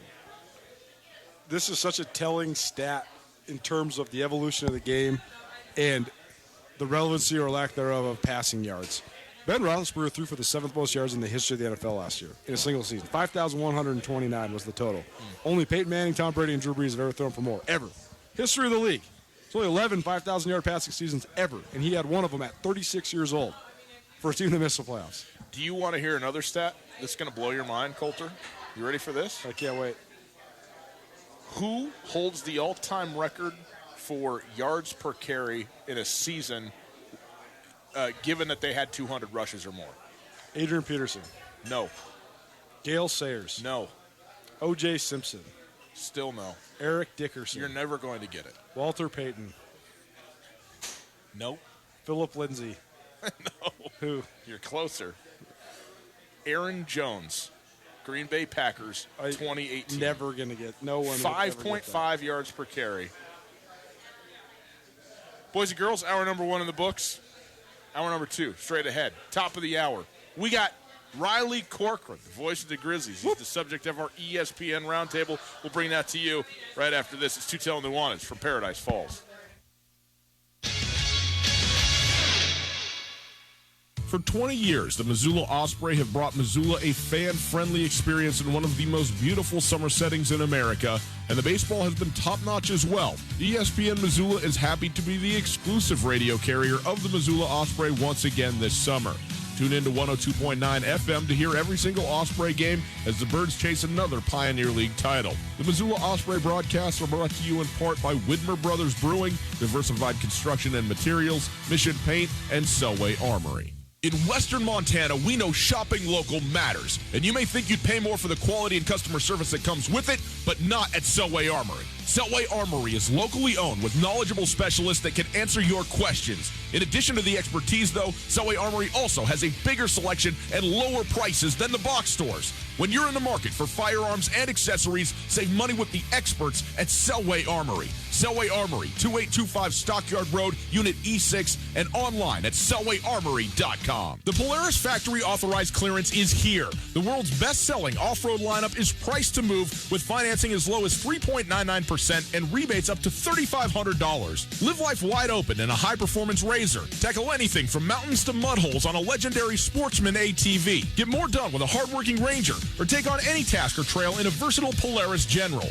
The best deals of the year are happening now. See Polaris.com or your Polaris dealer for rebates up to $3,500 and financing as low as 3.99% APR for 36 months during the Polaris Factory Authorized Clearance. Kurtz Polaris at 2904 West Broadway in Missoula and Highway 83 in Sealy. Kurtz Polaris is now showcasing all of the new 2020 Polaris off-road vehicles. To be the first to get a great deal on brand new state-of-the-art Polaris vehicles at Kurtz Polaris. Online at KurtzPolaris.com. Rebates valid in U.S. through 9/30/19 on new 2015 through 2019 vehicles. Financing offer valid on 2015 through 2020. Subject to credit approval. Offers vary by model. See dealer for details. Always wear a helmet. Never drink and ride. More bedrooms, a big yard, better commute. Whatever your reason to buy a new home, it's the right reason. In a tough housing market, the smartest thing you can do is pre-qualify for a loan before you start looking. Farmers State Bank makes it easier than ever to start the loan process with online checklists, forms, and calculators. Your dream home is out there. Get started today at farmersebank.com. Farmers State Bank, an equal housing lender and member FDIC. Hey everybody, Ryan Tutel, and I'm here with Josh of the Advocates Injury Law Firm. Josh, there's a lot of lawyers in this area. What makes you different? At the Advocates, we primarily focus on injury cases. That gives us the experience and the knowledge to correctly evaluate your case and work with insurance companies and other attorneys so you get exactly what you deserve to make you whole again. We take really good care of our clients, and we're going to fight for every single dollar you deserve. Call 640-4444 or online at MontanaAdvocates.com. There are a lot of lawyers. You deserve an advocate. ESPN Radio for Western Montana. KKVU HD3 Stevensville and 102.9 FM on K275BS Missoula. ESPN Missoula Sports Center. Good afternoon, Ryan Tutel, Colton Nuanez Sports Center. The Montana State Bobcats struck most recently in the in-state football recruiting battle, landing a legacy player from Billings West. Connor Ryan, the son of former MSU running back Cy Ryan, gave his verbal agreement to the Bobcats earlier this week. Connor Ryan was an honorable mention All-State kick returner last season, helping the Golden Bears to the Class AA state title. 6'1", 195-pounder is slated to play safety at Montana State. Ryan is the 13th known verbal commitment to Montana State head coach Jeff Choate and the Cats. Good track numbers, around about 11 seconds flat in 100 meters of the AA track meet. Big Sky Conference, they place 7 players on the College Football Performance Awards preseason watch list for the FCS National Performer of the Year trophy, including Montana State all-purpose player Troy Anderson and Montana quarterback Dalton Steed. The rest of the list includes Eastern Washington quarterback Eric Berrier, NAU quarterback Case Cookus, Sac State running back Elijah Dotson, and Weaver State running back Josh Davis. The Missoula Osprey lost for the 5th consecutive time last night, dropping a 13-3 decision to the Ogden Raptors in Ogden. Despite taking a 1-0 lead early, the O's were done in by a 5-run 4th inning that put them in a 9-1 hole. They were out-hit 15-7. Missoula's Jose Reyes did hit a home run and drove in 2 of the O's 3 runs. They'll close the 4-game series tonight at 7. This ESPN Missoula Sports Center is brought to you by Aspen Sound.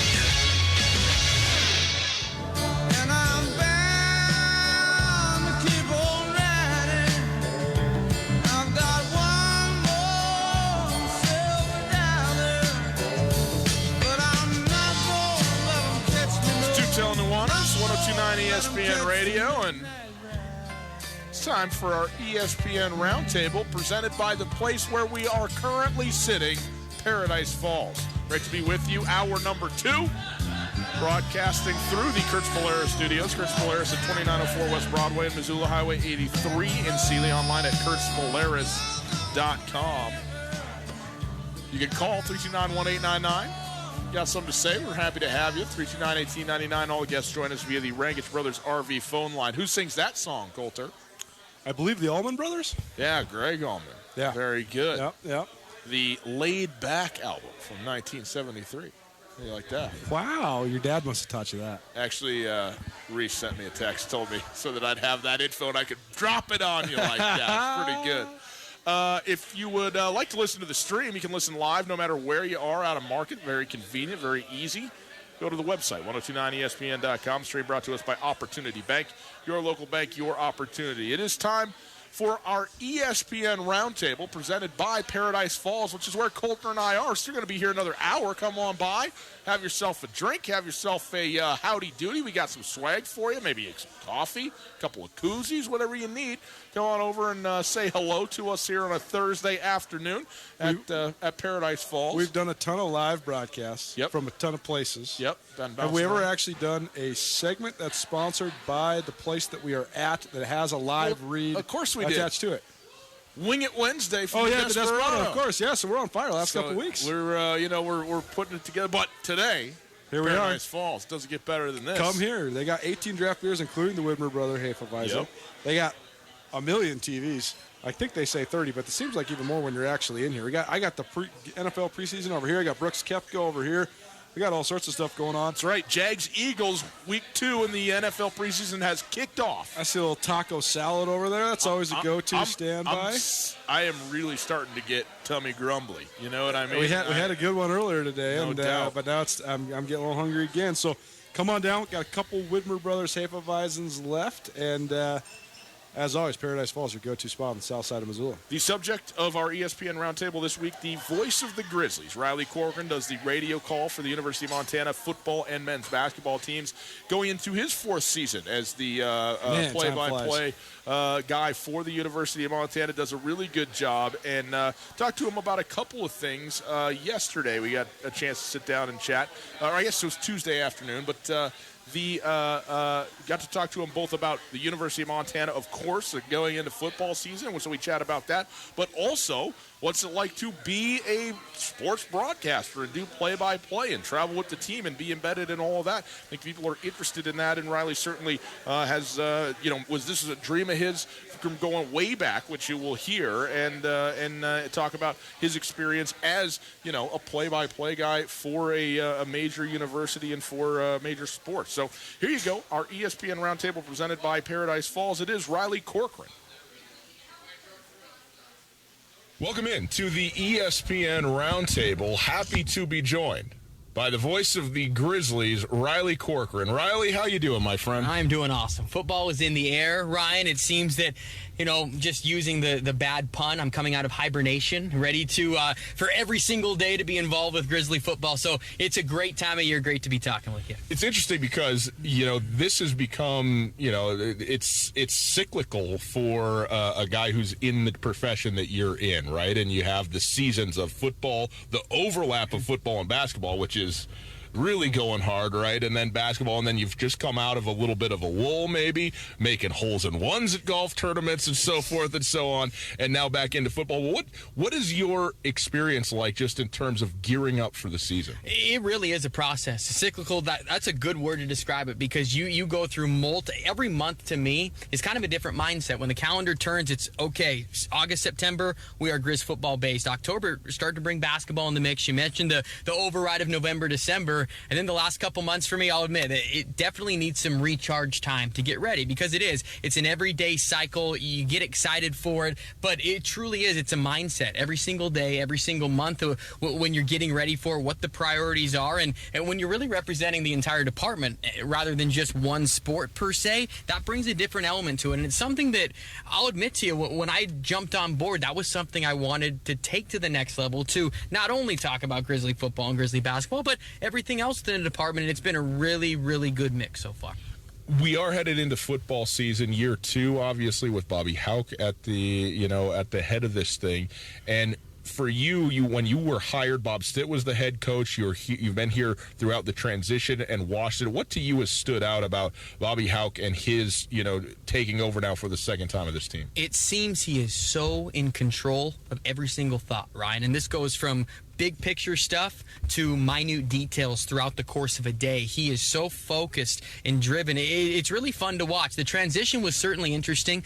Year 1, just from a personal standpoint, I was eyes wide, kind of taking it all in.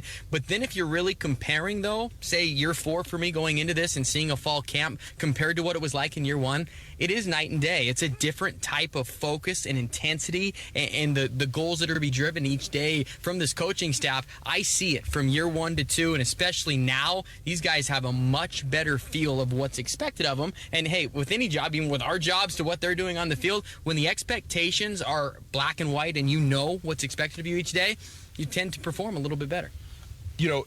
I want to make you an analog for the coaches here because you, as you mentioned, 4th year here. Now, you've done radio quite a bit before in Boise as Sports Talk Radio. You were a play-by-play guy, getting your start in Bozeman and stuff like that. But now you've been here for a little while and engendered, certainly a following. People know who you are. What's it like for you now to...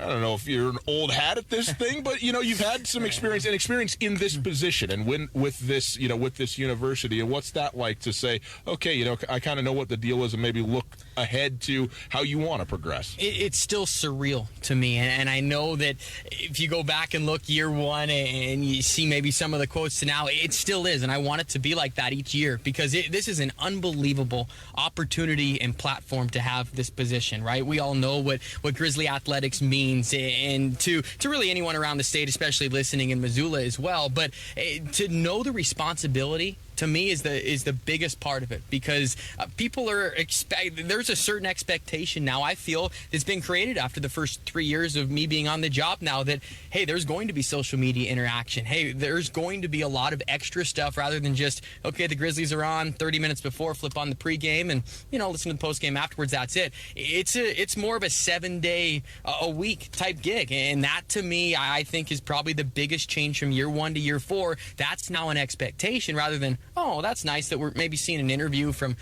a practice or 2. It's really bringing it full circle, and I hopefully don't intend to stop continuing to pick up new things each year.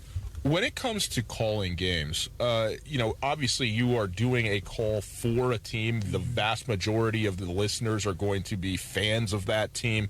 And so, the perspective, the angle you're going to take will always be through the lens of the University of Montana. But how do you, What do you think marks out the way that you want to and like to call games, maybe compared to others in the industry? Great question. And I think every broadcaster has their own identity, so to speak, of what's important to them. And I think that for me, I go to my idols, the people that really inspired me to get into broadcasting and the people that I still watch and listen to trying to hone in on their craft. And number 1 is Vin Scully for me. And it's about storytelling. Whereas, yes, I am working for the University of Montana. There is no secret, no surprise. You know who I'm calling the game for, right? When you're listening to a Grizzly game. But at the same time, I'm not going to ignore the other team that's over there. I feel that every game provides a unique set of storylines. And it's my job to find those storylines and to present those storylines and to tell those stories to the listener. That to me is the biggest responsibility from it. And although, yes,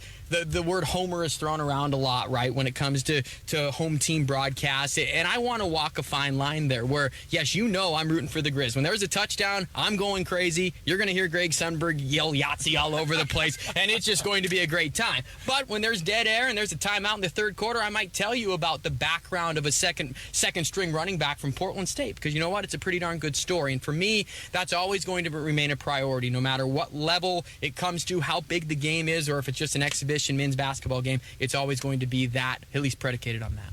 Riley Corcoran joining us in the ESPN Roundtable. He's the voice of the Grizzlies for football and men's basketball, but also a bit of a name and a face for the university and the athletic department as a whole.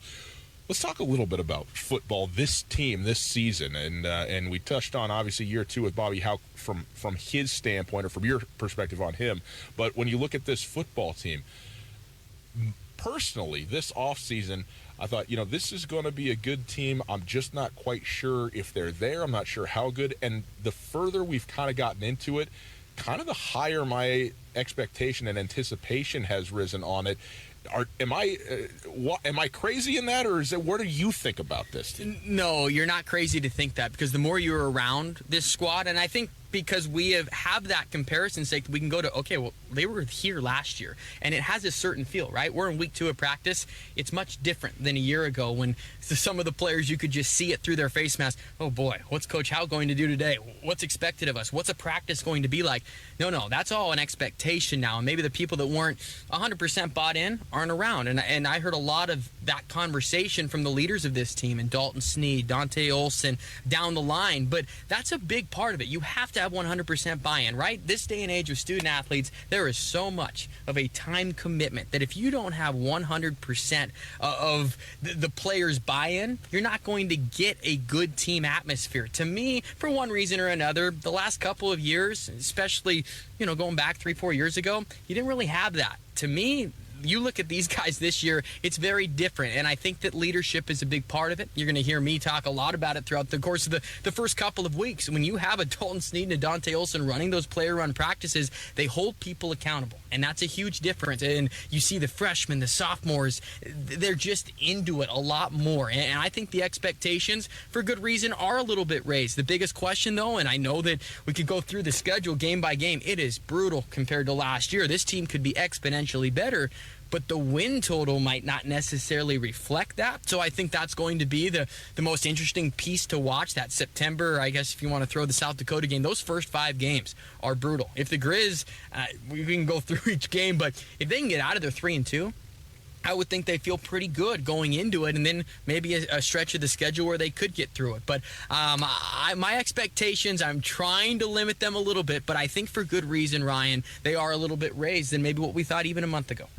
I know that you spend a lot of time with the schedule, and not just who is Montana playing, but who are the teams that they're playing before they play Montana, and going through that kind of thing. But look, pretty objectively, it's a clear-cut top tier in the Big Sky Conference heading in. There's a pretty obvious top 5 teams in terms of expectations heading into this season, and Montana's the only team that plays all the other 4 of them, right? And there's a couple of those teams that play only 1 or 2 of the other ones. So clearly, Montana drew the short straw in terms of strength of schedule within the conference for this year. Now, I'm not going to ask you about the unbalanced schedule. I think everybody is pretty unanimous in their hate of that.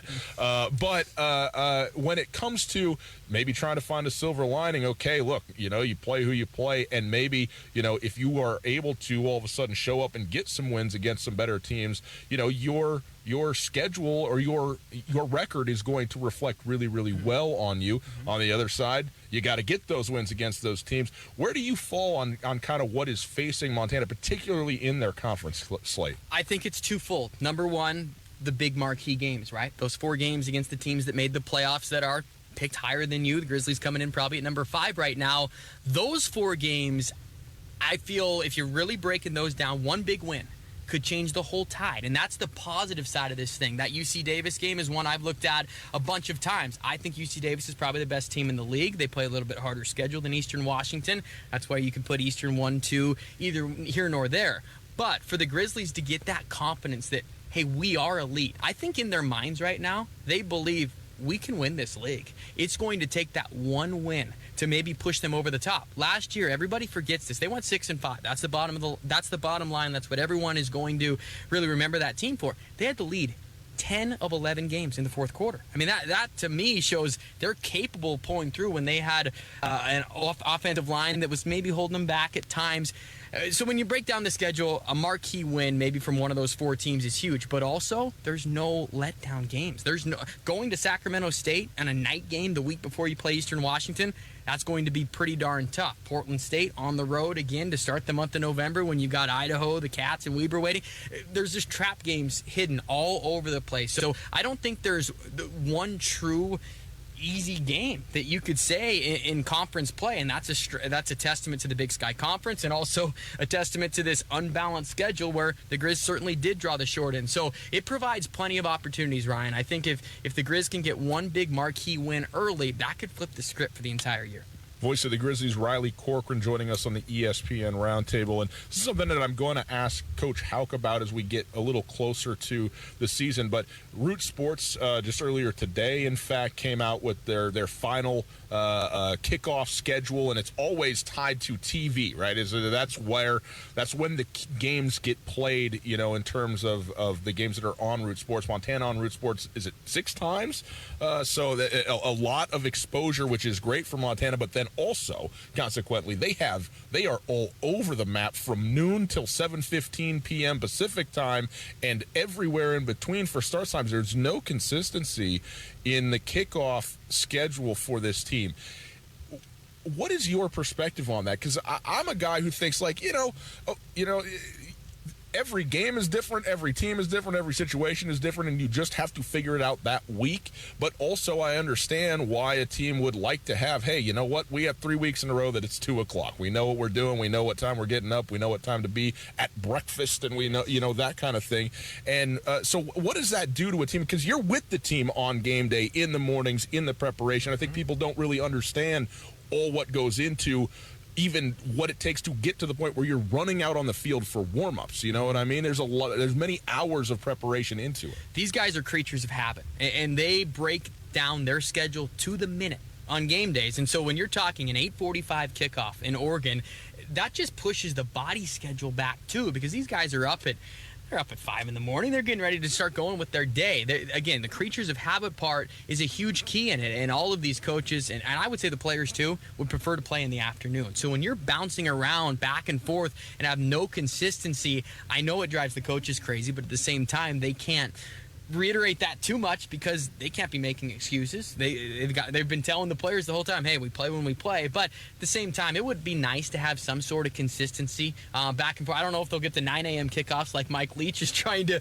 get rid of right now. That's a story in of itself. But man, I just look at maybe the 2 road games where the Grizzlies play late. Just think, and the travel part coming back is the key. Oregon, that it will be an 8:45 kickoff Mountain Time. Game's probably going to last 3.5 hours. That's probably generous to say that. Then you're talking an hour and a half to get back to the team plane, 2-hour flight home. You lose an hour coming back. These guys will probably get back 5 or 6 in the morning for that game. Sacramento State about the same way. That's a 7 o'clock Mountain Time kick in late October. Then you come back and you're behind for the week. So it's a constant catch-up game. I think we could talk about TV times and schedules, for a while, because there is just so much that's mandated on certain things. But yes, these guys would much rather play at noon or 1 o'clock every single week. And that's how it used to be back in the old days, so to speak, but not so much anymore. Riley, I want to talk a little bit about you and how you got into this. You referenced earlier Vin Scully. I know obviously you are a big-time Dodgers fan, dedicated both in fandom and in attendance. You have to be the best attendee of Dodgers games from the state of Montana that there is. I take pride in that. I didn't even think about that, but I do. When I see that maybe Grizz basketball is winding down, the first thing I do, okay, can I find a 48-hour gap to go catch a couple Dodger games? Can I take a quick flight to Denver? Okay, Phoenix. I absolutely love my Dodgers. It started back when I was, I would say 12 years old, and I was big into baseball. Baseball was my sport. You might look at my stats and go, man, he didn't play any sports. No, I was able to pitch and play golf. Okay, you could still do both, by the way. But baseball wise, I was always, my parents had the MLB extra innings package, and I always would come home at night and watch baseball. Never really had a true geographical allegiance to a team, being in Billings, where I grew up. And I always found myself watching the Dodgers. And I wonder, well, why is that? Well, there's this guy called Vin Scully, right? And he's the reason. He drew me in. I knew that I wanted to be in sports in one capacity, right? Everybody grows up and they have the dream of being a professional athlete. As much as I love sports, I liked watching them more, and I liked analyzing the game more and just taking that seat instead. And from there, for one reason or another, broadcasting was the way that I could get into sports. I had a great opportunity with Rocky Erickson in Billings, broadcasting legend, high school games, and everything in between over there. And is that where you broke in, was in high school stuff in Billings? I was a freshman in high school, and I was doing color commentary for Billings Senior against Billings West, doing the halftime stats in a much different tone of voice.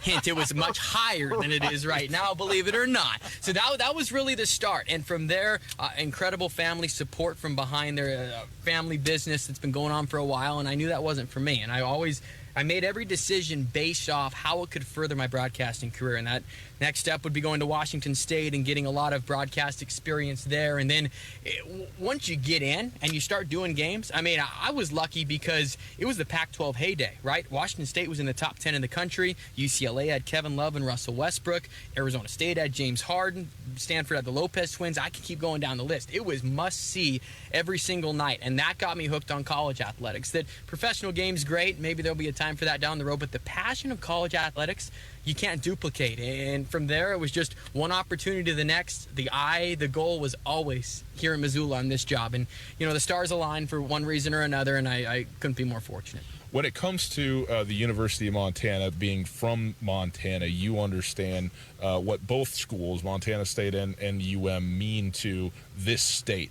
And I've always found it interesting as a Montanan as well, how the pageantry, the national exposure that you get in major college sports and professional sports, always takes precedence broadly, and I understand that. But there's only a handful of places in the country where the college sports are and the teams are everything to that community of people. And I mean, obviously you can talk about the SEC and Georgia and Auburn and Alabama and all of that, and the level that is at. And the level is very high, but it's also partly a numbers game, and it's also because it comes with the national exposure and all of that. But when you talk about what these teams and what these schools represent within this small population, but a passionate population, it's pretty cool, and it's very unique. And you think about, hey, well, somewhere down the line I go somewhere else, that's all well and good, but you'll never be able to replicate, right, what this is at the University of Montana in Missoula or at Montana State in Bozeman. There's nothing like it, and it's fun for me, and I'm sure you can have this same experience too when talking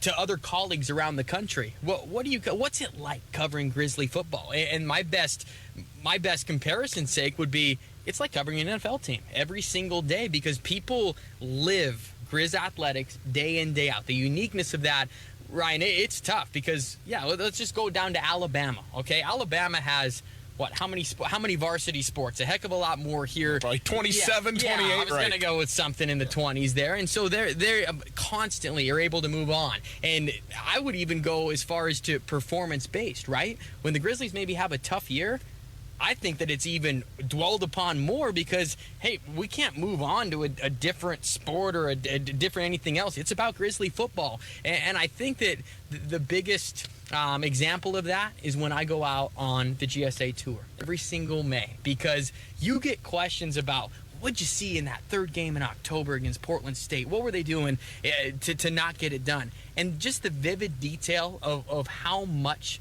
fans live through Grizzly football, it's inspiring to me. And it also, again, what we talked about earlier, it's a responsibility because it is a very unique spot in that sense. I love it because every single game is an event, and even around the Big Sky Conference, not to knock any team or school in general, but you might go to a game where there's 500 people there. That's never going to be the case at the University of Montana. They are the crown jewel as far as the Big Sky Conference is concerned, and I think every school kind of knows that. It's kind of, when you come into Missoula, it's going to be a big-time atmosphere, and at least from my chair, that's really fun to watch. Riley Corcoran, voice of the Grizz, joining us in the ESPN Roundtable. Riley, what is something about your job that maybe people don't know? Ooh, putting me on the spot right away. I think, the prep work, I think, would be a big part of it. A lot of people, and at least early on, before they really knew my style, would think maybe a play-by-play guy can show up at the game, throw on the headset, and just talk for 3 or 4 hours. To me, I maybe go over the top as far as the prep work is concerned, but I'm putting in late nights, 2, 3 in the morning. There's times where that spotter board's just continuing to be worked on. And it's just it's a constant prep, right? It's not just, okay, on Thursday I need to learn Portland State's players, or I need to learn what Sacramento State's going to run. It's watching film, talking. It's constant conversations, but retaining that information I think is so important, Ryan. And when you're going through a game, the mindset I have to have is it's an open book test every single time. Right? So if I have all the materials in front of me, it's just a matter of organizing it. So it's a lot of organizing, prep. The relationships that you have with the people inside the department, though, we talked about the other sports. I enjoy nothing more than going into Allison Lawrence's office and sitting down and talking Grizzly volleyball, or going to Chris Nord, one of the all-time greats at Montana, and just picking his brain. I mean, his high school days here, and Melanie, Mike, I could keep going all the way through the athletic department, but it is much more, I think, than just showing up at the game, maybe going to a couple practices, doing your due diligence. It's an everyday retention of information. I think maybe that's the biggest thing maybe that's overlooked with my job. You mentioned, watching film and that kind of thing. Do you ever get to sit down with any of the coaches and go, what's going on here? Can you explain this to me, or can you show me this? Absolutely. And the relationships that you build that trust right away, for me to be able to do that with Bobby Haupt, Tim Rosenbach, Kent Bear, anyone on the Grizzly football staff, and even in basketball when I'm traveling with the team and maybe they're going through a rut. Travis, what are you seeing here? What do they need to run more on offense? Or what's Sacramento State doing to fluster you guys? I keep going back to Sacramento State for some reason. I don't know. I can think of Sac State and Portland State today. I don't know why. But I've referenced each of them 3-4 times. But yes, and that is invaluable information to me, right? In basketball, I do a solo broadcast, so it's a little bit different. I feel that play-by-play is number one, but I also have to be somewhat of an analyst, right? And Greg takes the cake there for football. He can really break down things that I don't have to worry about at times. But to have that information, the resource from the coaches, absolutely invaluable. And I think for them as well to be able to maybe get a message out through the radio guy, that's beneficial for all sides. Last thing for you here, when you look ahead now into this football season, what do you expect out of the University of Montana as they try and make it back to the postseason for the first time in 4 years? I expect a complete effort in games now. I think finishing is the number one thing that has been driven with this team. Finishing games, finishing practices, finishing a drill. And it sounds very football cliche, right? Okay, finish, we got to do it. But these guys are truly living it day in and day out. And I think one marquee win is going to flip the script for the Grizzlies. I think that 8 or 9 wins is a tampered expectation, but also realistic at this point. Do I think they could go on a run and once the gauntlet of September is over with and get a homecoming win, maybe get a marquee win over in Eastern Washington at home? Something like that is going to have to turn the tide. I think the Grizzlies, and this is maybe an obvious statement here, to beat at least one of those playoff teams in conference play. To me, that would be considered a marquee win and would probably push them over the top to making the playoffs this year. Riley, appreciate it very much. You do a great job at Voice of the Grizz on Twitter if you want to track him down, and all over the place on the radio calls for both the Grizzly football and men's basketball all season long. Riley, appreciate it. Thanks for being with us. Absolutely, Ryan. Thanks. There you go, Riley Corcoran, the voice of the Grizz, and the subject of our ESPN Roundtable, presented by Paradise Falls. Paradise Falls, near the corner of Reserve and Brooks on the south end of town. One of the good options down on the south side of town. 18 rotating beer tap handles, as well as a great and updated menu. Multiple locations to sit in. We are sitting here right now, Coulter, in kind of the grotto. We got the glass enclosure, get some sunshine after the rain blew through. Tons of televisions. Free season is on in full. You can come down, check out all the games all season long at Paradise Falls. One of the great spots on the south side to enjoy a drink, enjoy a meal, bring the family, whatever you want to do. And inside, outside, the patio is covered too, lit. This is a wonderful location, has been for a long time. Paradise Falls, Missoula's coolest hot spot. The ESPN Roundtable is a collaboration between ESPN and SkylineSportsMT.com, and it lives eternally as part of the Big Sky Breakdown podcast series at Skyline Sports MT, so you can look for it there as well. We'll take a quick break. We'll come back. We'll talk about recruiting and pull another name right after this. Garden City Paint and Glass in Missoula is like your paint doctor. They take the pain out of painting. Don't trust your home to anything less than professional PPG paints from Garden City Paint and Glass. Go to visualizecolors.com. Scan in your room photo to see what color combinations will look best before painting. That's visualizecolors.com. Featuring professional PPG paints. Garden City Paint and Glass in Missoula, across from the Southside McDonald's at 3217 Brooks. Canyon River River Golf Club is a must for any golfer in western Montana. Tucked away in a spectacular setting along the Clark Fork River in East Missoula, Canyon River offers one of Montana's best championship golf experiences. And Canyon River is happy to announce their new fleet of golf carts, which include the Shark Experience, an interactive GPS giving dynamic distances and touchscreen interaction to help you play your best. Plus, with Bluetooth, radio, and surround sound, you can enjoy yourself between holes too. Book online at CanyonRiverGolfClub.com. Missoula's best golf, Canyon River. Les Schwab is proud to introduce two of our best tires ever, just in time for summer. There's our exclusive Reputation, a high-mileage premium passenger tire we believe has the quietest, most comfortable ride ever. Or our exceptionally quiet and smooth all-season traction tire, the Open Range AT.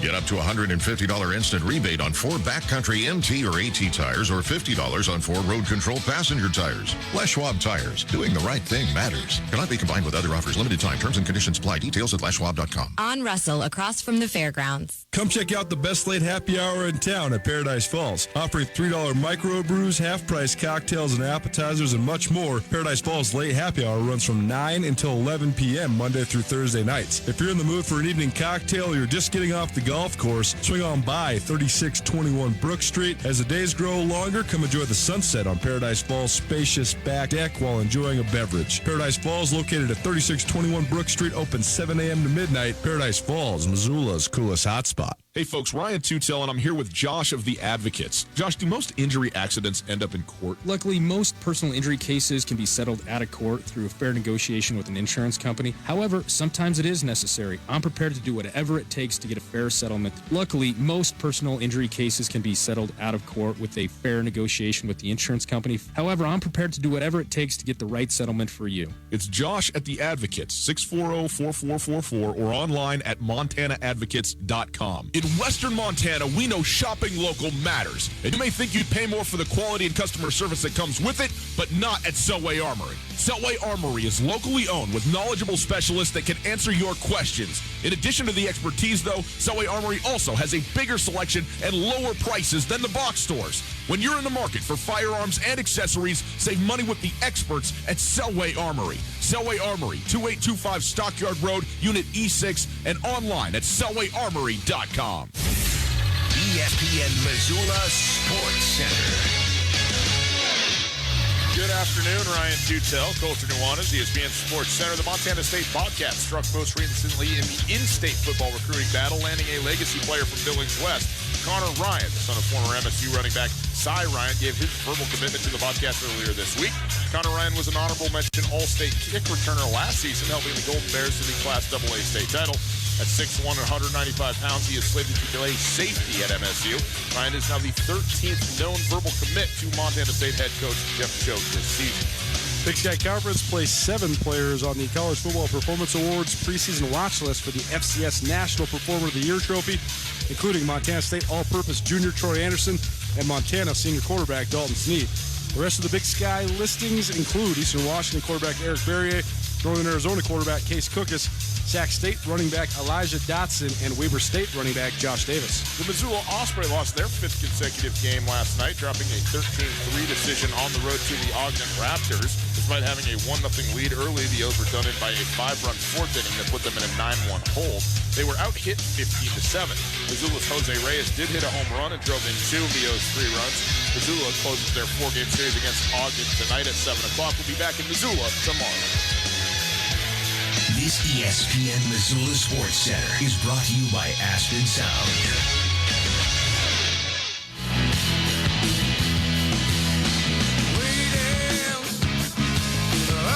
Welcome back to Tutel Nuanez, 109 ESPN Radio.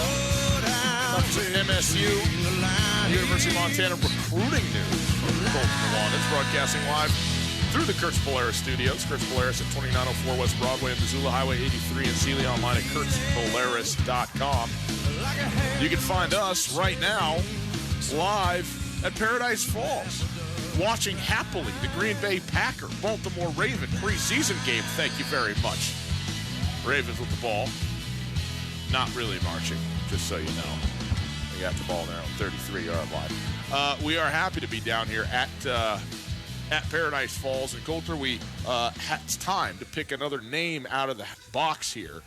for a pair of tickets to go to the Grizzly Oregon football game. You hear me shaking it? Yeah. Making sure it's all mixed up. Put it right up there next to the mic. Get a good shake out of the thing. All right, Coulter, pull a name out of there. I'm so interested in people's strategies on whether they fold it or not. Fold it or flat, or maybe do like the... Harry, you haven't picked one yet. I don't think you've picked one ever. Okay. And 5 times. Boy, this feels very stressful to me. All right, here we go. We've got Ben Goebel. Okay, from Missoula. So we will see if we can track Ben down here and get him the tickets to the Oregon-Montana game. Coulter, Montana State, 13 verbal commits. Since the last time we kind of talked about some of the commitments, several, like maybe 5, 6, 7 have rolled into Bozeman, including, as you mentioned there in the news, Cy Ryan's son, Connor. So tell us about him and the rest of the commitments that have gone to Montana State, maybe a couple that have headed for Missoula as well. Connor Ryan's an interesting one because he had a much better track season actually as a junior than he did a football season. I mean, he was a starter on Billings West State Championship team, so he's a good player. Sure. But his stats are very arbitrary. It's hard to even really track any down. His Max Preps has him just for 5 tackles last year. He was an honorable mention All-State kick returner, so good, but not. It's not as if he's like a first-team All-State guy or anything. Sure. But his dad did play for the Cats. But I've heard that he had tremendous camps at both Montana and Montana State, and he earned himself half scholarships at each school. He's a combine guy. From his camp performances. But you look at his track numbers are great. He ran a 10.9 flat in the 100 meters earlier last spring. That's moving. And then he placed 3rd overall at the Class AA track meet in the 100 meters. He was also 5th in the 200 meters, and he was on the state championship 4x100 meter team with Trevor Gradney, who currently plays for the Grizz. But also he's a legacy kid. I mean, Cy Ryan was a good running back for the Bobcats in the mid-1990s. So it's a kid that I think Montana State probably pursued a lot harder than Montana, but a relatively good player. A couple other guys that Montana State's landed since the last time we updated you guys. Tommy Malott and Connor Reitler, 2 in-state kids had committed. But Max Lenzi, who's a cornerback out of Tigert High School in the Portland area, he's a 3-star guy who was the runner-up for the Oregon 6A Defensive Player of the Year last year, so he's a real deal player. A guy that was recruited by Oregon and Oregon State, but then those offers, who knows, they kind of fell off the table, but he's committed right now. Aiden Parks, who's a linebacker from Chico, California. Charles Brown, a receiver from Arlington, Texas, a big-time speed guy. And Bryce Layton from Camas, Washington. He's currently rated, have you ever heard of the Coles Kicking Camp? Coles puts on a kicking camp around the country, mentoring specialists, and Bryce Layton is currently ranked the number 2 punter that's participated in a Coles Kicking Camp in the country. So that seems like a pretty adequate replacement for Jared Padmas.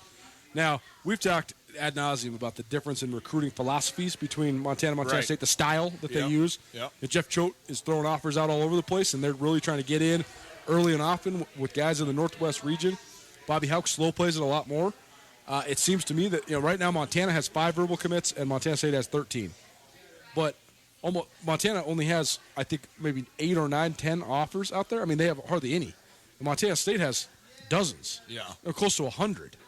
So the conversion ratio, as it were, is much higher on Montana side of things, and you wonder if that's because it's a more personal relationship or just a better evaluation or a better sell. I'm not sure. I don't think you'll ever know that unless you are the person getting recruited. Yeah. But I think the other thing that's interesting, too, is that this might be the undertold story of the Jeff Choate recruiting model is that they have had so many guys verbally commit that then decommit or go somewhere else. They've also had so many dudes that even sign that don't show up on campus. I mean, Malik Putney comes to mind. Ahmad Rory's cousin, who's from Eastside Catholic, who's a 3-star safety, expected to compete for playing time right away. He never materialized. Now he's at Ventura Junior College. Donnie Long, a kid who chose Montana State over Arizona State. Well, he ended up having to go to another one of the California junior colleges. And most recently, Don Brown, who Jeff Choate said was the best DB that he has evaluated on film that Montana State has been able to sign. Well, he's at Ventura College as well. He never made it to campus. So there's a lot of hype behind all this stuff. There's a lot of hype that I think is beneficial to the way that Montana State recruits. But also there's a lot of guys that fall through the cracks that never actually make it. That said, the kid we're specifically using as an entry point for this, Connor Ryan, he ain't decommitted anywhere. He's going to Montana State. Yeah. He's going to be a Bobcat. So it'll be interesting to see how this all plays out. But the differences between the two programs continues to affirm itself because it is definitely a significantly different model for both sides. Tutel Nuanez, ESPN Radio, SWX Montana Television. We'll take a quick break. We'll finish it up. Paradise Falls. We're live down here, ESPN Radio.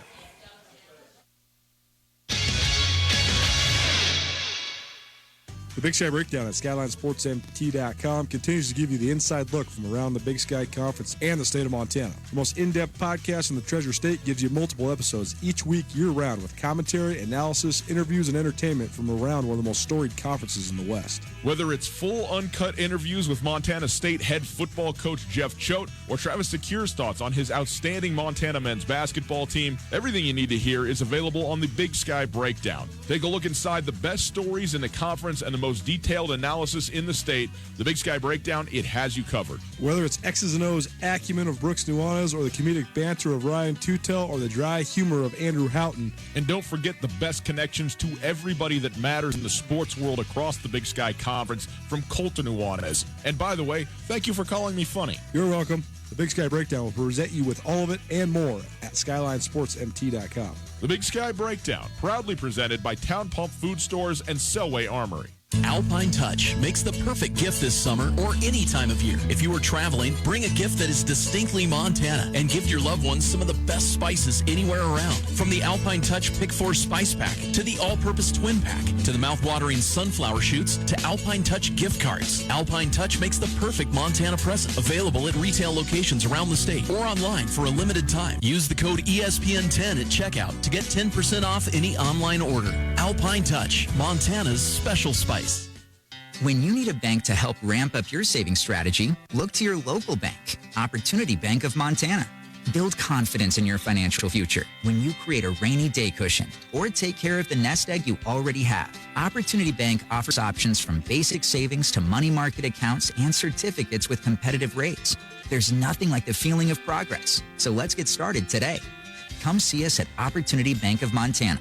OpportunityBank.com. Member FDIC. Canyon River Golf Club is a must for any golfer in western Montana. Tucked away in a spectacular setting along the Clark Fork River in East Missoula, Canyon River offers one of Montana's best championship golf experiences. And Canyon River is happy to announce their new fleet of golf carts, which include the Shark Experience, an interactive GPS giving dynamic distances and touchscreen interaction to help you play your best. Plus, with Bluetooth, radio, and surround sound, you can enjoy yourself between holes, too. Book online at CanyonRiverGolfClub.com. Missoula's best golf, Canyon River. Now, the Montana Club's happy hour features BOGO beverages. Our expertly mixed cocktails, microbrews, domestics, and wine are buy one, get one free 7 days a week from 3 to 5:30. Stop in on Friday for Montini night. Sip on a top shelf martini for only $6, 5:30 to close. When you've worked hard all day and are ready to relax, the Montana Club has got you covered with BOGO happy hour 7 days a week, 3 to 5:30 on Brooks and North Reserve, Missoula. If it matters to Missoula, it matters to us. Ryan Tutel and Colter Nuanez on 102.9 ESPN Radio.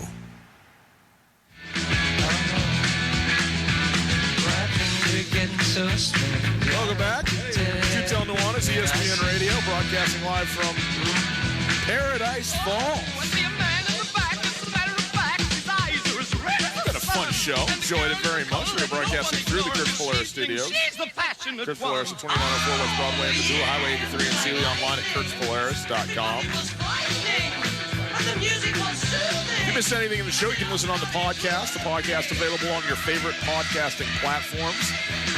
You can check those out at your will.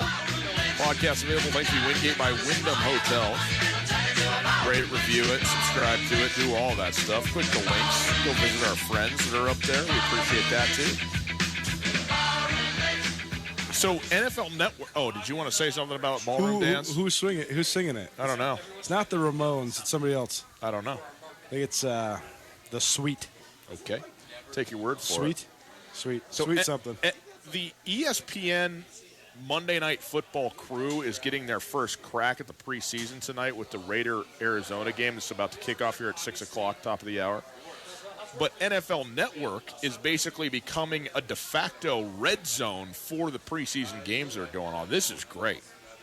NFL Network giving you all the games, everything that's up, and you can watch Tessitore and Booger McFarland, which I think, by the way, is going to be fantastic. Fantastic with Booger in the booth for Monday Night Football. I'm excited about this. Go home, get a little food, have it on the record, DVR, do the whole thing. Preseason all night long. People probably think I'm such a hater. You are a hater. I'm not hating just because of to hate. Overstimulation is bad for your brain. I don't like red zone. It drives me nuts. I just want to watch a game. I want to watch the game in its totality. I want to watch the ebbs and flows. I want to watch every punt. I want to watch the game. I do appreciate, like, if a game was just the box score, then just check out the box score. Right. That's not what it is. It's a story. It's a drama. It's unfolding. Exactly. So I get all of that. Here's the problem. I got to try my fantasy team. That's what I hate fantasy for. No, leave me alone. Let me do it. I need to watch all the people. How do we create this electronic game that actually controls the way that we consume something as popular as the NFL? That's nuts when you think about it. It's augmented reality. It's an interaction with it. What is in fact going on? It's like Uber, and you can track your car. Right, but isn't it just another step towards the dumbing down of America? Because it's just another thing that we don't understand in its totality like we should. You understand nothing in its totality. Watching Red Zone is akin to reading Twitter instead of reading books. No, that's not accurate. Actually, a pretty good analogy. It's Tutel Nuanez, 102.9 ESPN Radio. Want to let everybody know I am out tomorrow. Okay, so fear not. We will have a guest host in somewhere. Maybe. You want to come? Yeah. Okay. Mike Nugent is still sitting at the table. Okay. Here we are. Official announcement. Mike Nugent's coming on the show tomorrow. We're gonna do nothing but Grizz it's gonna be a Grizz heavy from show 4 to 6 tomorrow. We'll let Mike make enemies on Bobcat Nation for at least 15 minutes of the show tomorrow. Enjoy that. And it'll be glorious. Just a quick update to my legions of Twitter followers. There will be no tweets this weekend, okay? Let's just be very clear about that. Fantasy football weekend is cell phones go in the glove compartment, and, you sit there and you draft your team, okay, and you go golfing. So that's what I'm going to do. I'm looking very much forward to it. Been an enjoyable day, though. Look forward to being back with everybody on Monday afternoon after the preseason. Week 2 is in the books, and we will be Coulter in live football week because next Saturday, Florida, Miami, real football. See, now I'm into that. Yeah, let's go. Give me that. Let's go. All right, boys and girls, thanks for being with us here on a Thursday afternoon from Paradise Falls. Have a wonderful rest of your afternoon. Colton Nuanez, Mike Nugent, tomorrow in studio. Enjoy that very much. See you on Monday. Good night now. River Golf Club is a must for any golfer in western Montana. Tucked away in a spectacular setting along the Clark Fork River in East Missoula, Canyon River offers one of Montana's best championship golf experiences. And Canyon River is happy to announce their new fleet of golf carts, which include the Shark Experience, an interactive GPS giving dynamic distances and touchscreen interaction to help you play your best. Plus, with Bluetooth, radio, and surround sound, you can enjoy yourself between holes, too. Book online at CanyonRiverGolfClub.com. Missoula's best golf, Canyon River. No matter how far you may go, there's always one just down the road. Town Pump, pump it up, pump it up. Town Pump has lots of snacks and drinks to try this summer. Fall in love with their new item, Corona Refresca Variety 12-pack for just $15.99. Or keep it simple with reliable and refreshing Bud, Miller, and Coors 18-pack cans for just $15.99. Right down the road.